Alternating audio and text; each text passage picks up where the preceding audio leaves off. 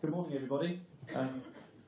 My name is Boyt from Xerox. I'm not here to fix the copier, but to talk a little bit about communication and the world beyond, in fact, the copy and print. A couple of things guided my thought process about the presentation today. I spent 3 weeks over in Germany recently at an event called Drupa, which is one of the biggest exhibitions in the world focused on print. And I can tell you the sky was never like that on any day I was there. And the other thing that guided me was I'm in the process of building an extension. I want a new kitchen, new bathroom. So I bought a magazine, went to their website, and clicked that I wanted some brochures on some relevant things. And hey presto, a huge amount of brochures arrived in the post. Now, what this told me was a couple of things. The first thing it told me that print is not dead. That print is absolutely live and kicking. Big focus at the show. Some fantastic print brochures came through. But at Drupa, one of the emphasis there was about the world beyond print, about there are other media that we should be using to communicate with customers. The whole concept of cross-media was one of the key things that was discussed there. But I saw none of that in that communication from any of these vendors when they sent the brochures to me. There was very few letters. Nothing was personal. Nothing was personalised, changed to reflect any of my needs. So it started me thinking, there's a technology capability, but are people really using it? And is the reality that people don't know today how to use the data they've got in innovative ways? So the reality is, we are being bombarded by communications today. So any communication you do, you really have to make sure you stand out in that communication. One of the simple ways you can do that, absolutely, is to make it personal. Personalize the content. If you think about the communications you receive, if it's got your name on it and spelled correctly, that starts to get you feeling this is good. If you can realize through the communication that they know you a little bit more, they found out about you, and they've changed the communication to reflect that, you have a much stronger bond with that company, that communication. The other thing we really need to realize again is that the mobile and social explosion is happening around us. People now are choosing to receive and access information in a completely different way. And I'm sure compared to most of you, I'm a laggard, but it's really changing the way we need to think about how we communicate. Now, if anyone here, by the way, is as lucky as I am to have an iPhone or an iOS device, if you could just take a couple of moments to nip to the App Store and download an app called VW Juiced Up. It'll be relevant for a little bit later on. So, mobile is one thing. One of the things that's also happening in the printing world, though, is there's a massive transition away from what used to be the old litho presses. These huge presses used to take a long time to set up, and once they got going, they really churned out those trees. Now to this new capability of digital printing, which is like having a little printer in your office, but now in a commercial way, able to produce very high-quality documents using that personalised data. And the other thing, or maybe it's just me, we get less direct mail in our boxes today. But what does come stands out. It stands out because there's less, but also stands out because, again, it's becoming more personal in the way it brings that information to you. And therefore, what we're also seeing now is communications which become far more integrated, a campaign that crosses across various media, but also interactive, trying to create a conversation with the receiver that becomes interactive, inviting you to come back and join that conversation further. And that's really where I want to focus this conversation now. Because it's all about moving away from the concept of one mass campaign, send it out there and hope to get some information back, to the concept of having different channels at your hands you could use, which then using that data, you can really start to target. So things like mobile. It could be simple things like SMSs, text back to people, or it could be more advanced in terms of creating apps that bring people in a more structured way. Social, starting conversations through Twitter, creating Facebook pages for companies, again, that invite people to come and share information with them. Through to online activities, creating personalised websites, again, for responses back, so it's a far more personal experience.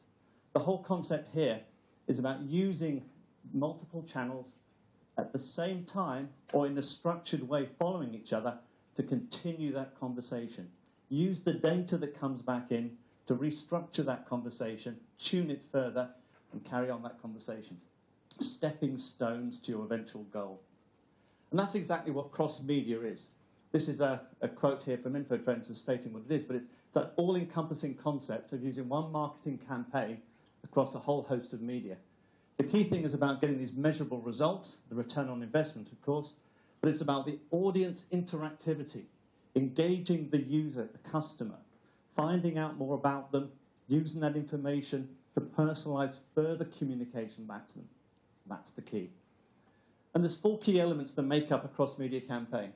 You've got to start with the data. This is the stuff you're going to use that's going to help you define what those personal attributes are you can then use. You obviously need a design that can work across the various media, but then you need the logic. If the customer responds this way, what do I do next? And of course then the choice of the different channels in terms of how you're going to get that conversation out there. And of course the data is the critical part of this. It's the start in terms of how you first of all build that campaign and that personalisation piece, but it's also where obviously the tracking comes back in and the ability then to re-look at that information and again tune the way you communicate back to that customer. It's all about creating that dialogue, interactive dialogue. So this example here is from Renault in Sweden. They have a number of customers who've leased cars from them. Those leases are coming up for renewal. So they now want to try and obviously churn those customers, have them come back to buy the next Renault car. So in their database, they obviously have a lot of information about their users, what car they've already had, what their preferences was in terms of options.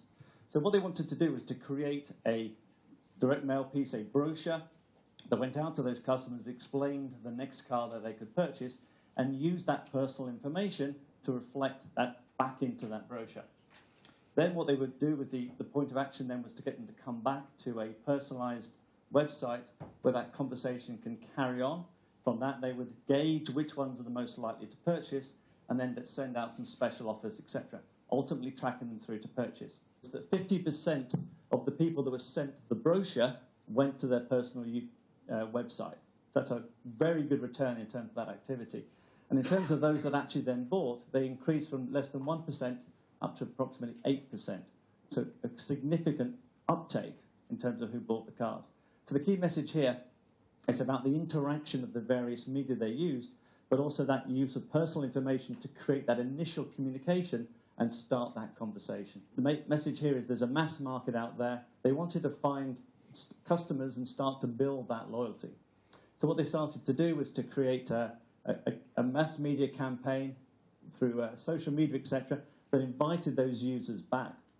Through that, they started a conversation, trying to understand the user in terms of their eye shape, the shape of their eyes, etc. And from that, built a personal guide on how to use makeup. Increased over 20 times of activity, sales activity, in that period than they've seen before. So again, combination of the different media being used together to build that conversation and keep it going. So the key message here is not about how much data you have, it's about what you use, how you use that data. That's your competitive advantage. And if you can use it in a way that you can get that conversation going, that's exactly the way to lead to the ultimate sale. So one thing that's getting quite popular now is a thing called a QR code. I think you've seen these on various billboards, etc. The idea is where, rather than having a flat poster, etc., where the customer might be interested but then has to remember to do something, these QR codes allow them through their mobile phone effectively to scan that and be linked to some other information. And one of the most creative ways I've seen that being used was this example I found last week, which is a store in Japan where they created a QR code as a work of art. That look at the one in the middle, which at lunchtime, with the sun coming down on it, the shadows actually created the QR code. And if the customer then scanned it in at that time, they got their lunchtime special offers. So, very creative way, I think, of using QR codes. And again, starting that conversation, because once you've gone into the system, you can start to ask those questions. So those of you that did VW Juiced Up, if you want to point it to these areas here, what you will see is, hopefully what you'll see on your screen now is that it starts to crack, not literally, and out of your phone should jump a VW car. If you can't see, maybe I have to try it in the break later. But this, again, is a great way now of making those billboards far more interactive. this is the whole concept here is, say, taking that flat poster concept and starting that conversation, interacting with the user. So my summary and close is, say, it's not about how much data you have, it's how you use it. There's a huge amount of channels now available to you to take your messages built upon that data to the customer. To stand out, you've really got to use that data and be more personal. Respond in that way to your customer. Cross media, then using multiple medias in a certain way, actions following each other to build up that conversation is the right way to go. And as you can see with those last couple of things, it can also be fun too. Okay, thank you.